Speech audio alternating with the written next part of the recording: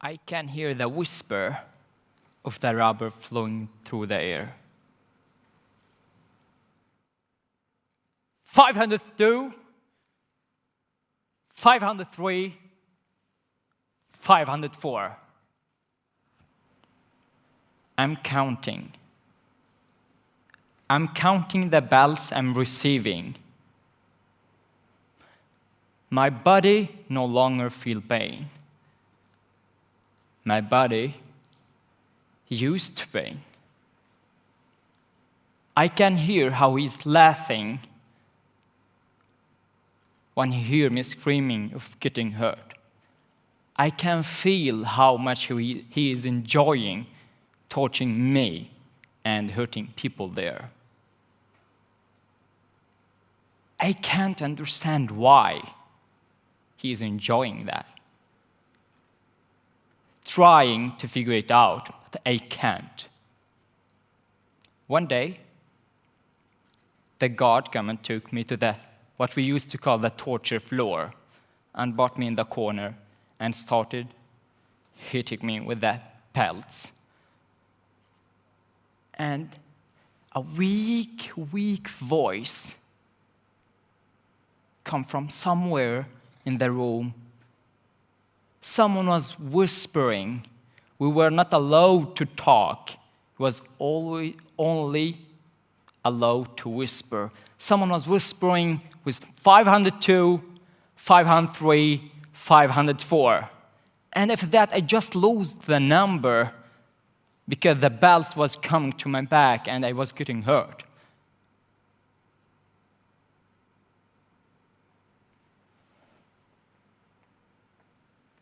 When the torture hours finished, they took us back to the room, our square, 40 centimeter square.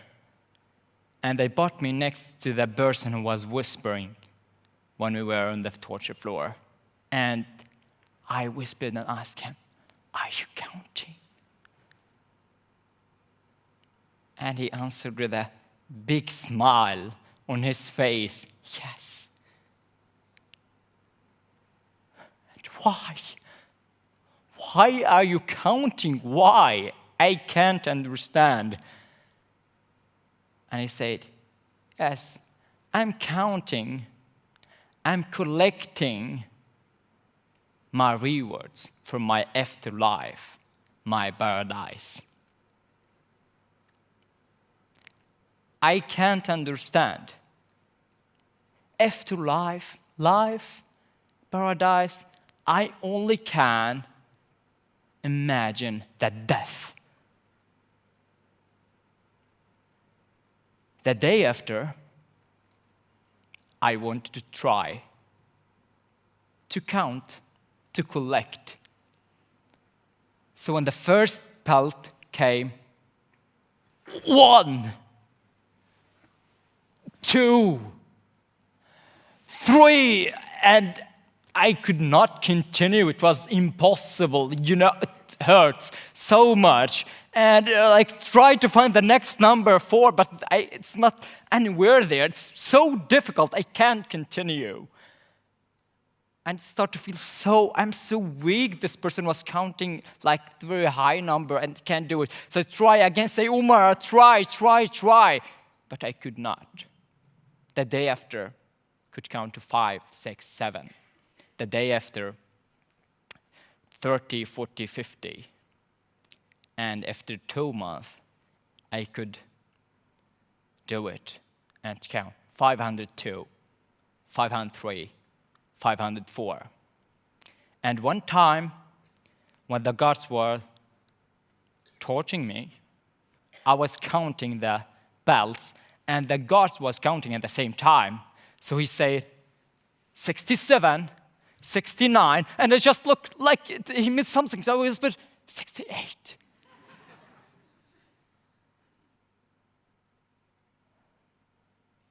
Everyone in the room got silent. Everything got silent. No one's talking. No God is hitting anyone anymore. just silent. And the God's like looking at me like that, opening the eyes like that. Are you not in pain? Are you not in pain? And I can't answer. I can't. Then he shouted and said, put this thing in the other cell. They put me in a cell for 4 days without torture, with food and water, in more than 40 centimeters square. And after 4 days of having amazing life without torture, like, can you imagine, like, have been tortured for like many months, then you sit for 4 days without torture? It was amazing. After 4 days, they took me to the same floor, and the belts started.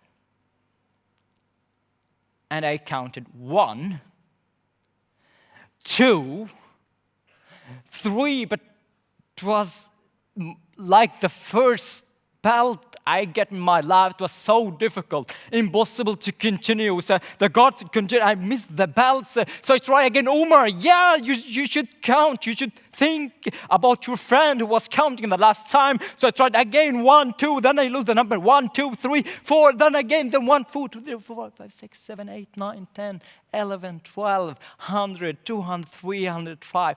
And the smile just get bigger. I was thinking, I had a faith that I'm going to get reward for everything I'm going through. And it helps me so much.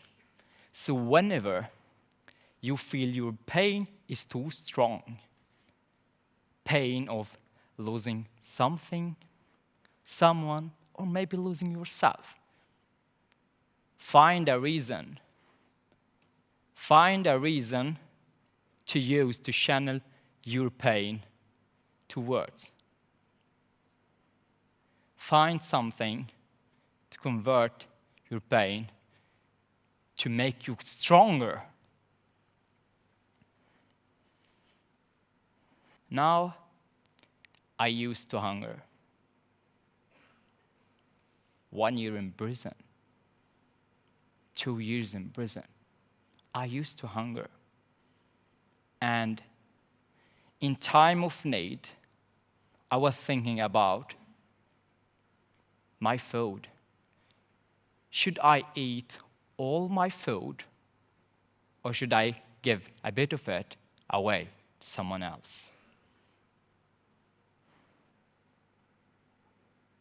Maybe some of you is wondering why he should give his food away to someone else in time of hunger. Well, I wanted to invest. I started my investment in future and in other humans.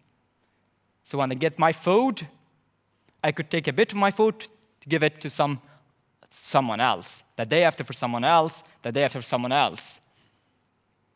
And in exchange, these people should pay me back after 2 months.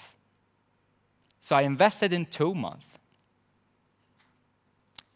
And the final day came. After 2 months, people started to pay back.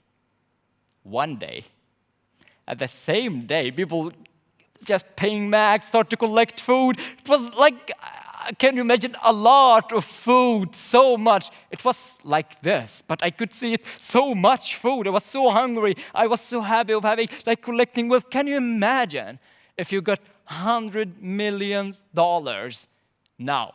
What are you going to do or dreaming tonight? I collected my wealth and put it next to me. I could not eat it directly. I was so happy I want to see it, like to see it all for always, just see it. So I was sitting like that in my square and my food next to me, look at that. And then I started dreaming.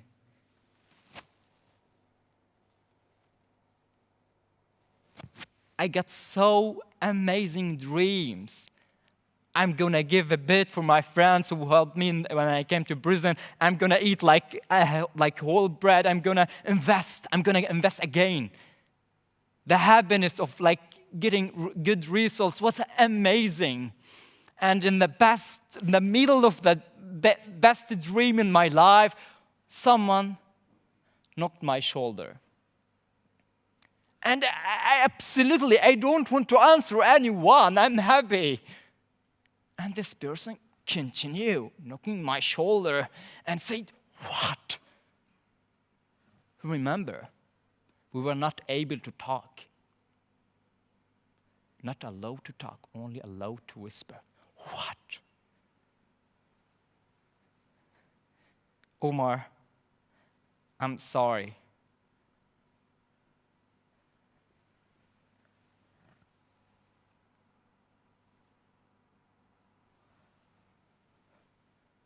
Omar, I've never seen so much food before. It's the first time.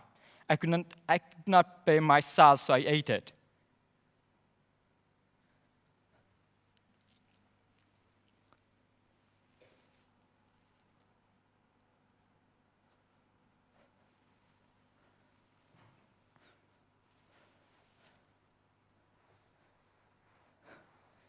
I could not find anything, like everything, my wealth, my dreams, my life, my smile, everything was gone.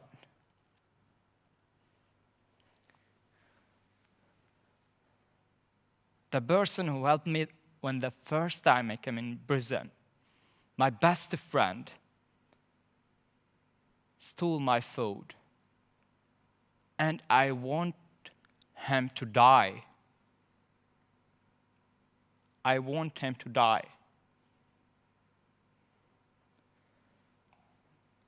The day after, the guards came and shouted, said, "But one of you in the middle of the room," which means they are going to kill this person in the middle of the room. And if no one is in the middle of the room, they may kill maybe 30, 40 of us. All of us in the room was facing the wall, like that, as we used to do when the guards is in. And no one want to die. No one want to die.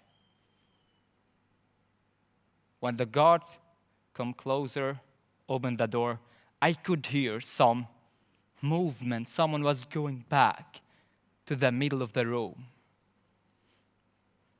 The guards opened the door, started torturing one of us.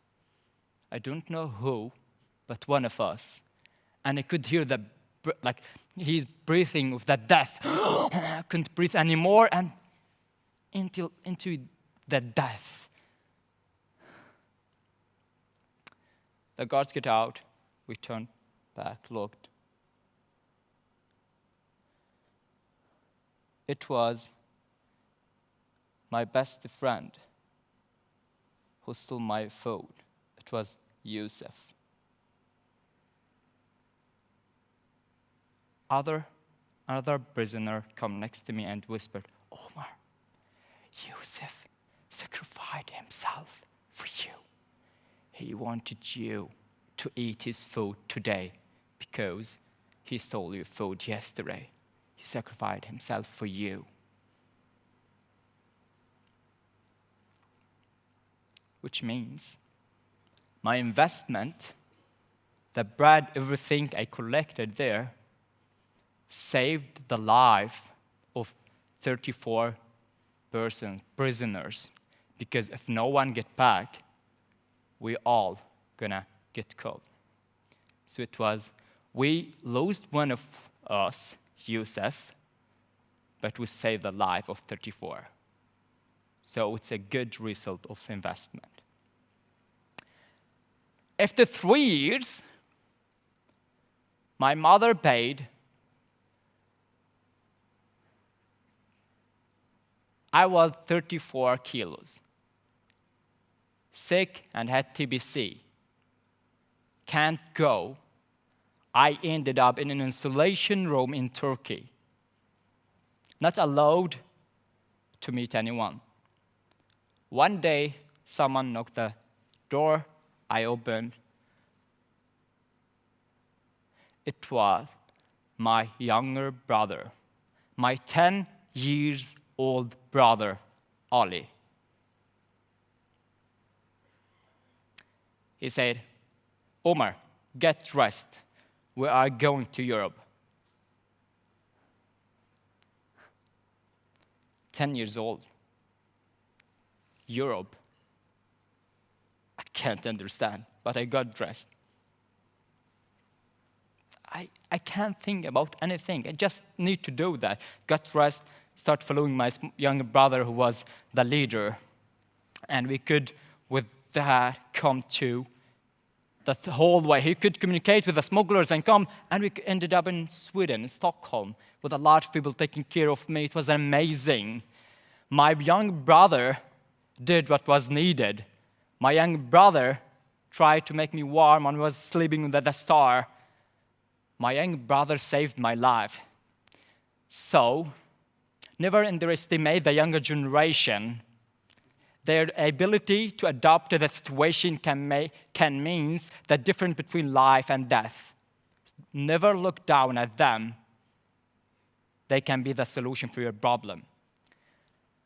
5 months ago, I got a call, and it was a Syrian number. So I was happy. I love my country. I answered, said hi. I got an answer. When the answer came, I could remember the blood, and everyone died in prison, and when they tortured me, and when my cousin died between my arms, when I was taking him to the toilet, and the death, and every bad memories came up, and what the guards calling me and saying, why you don't shut up? I shut up if you tell me why you was enjoying killing people, hurting people there. And the answer was like that.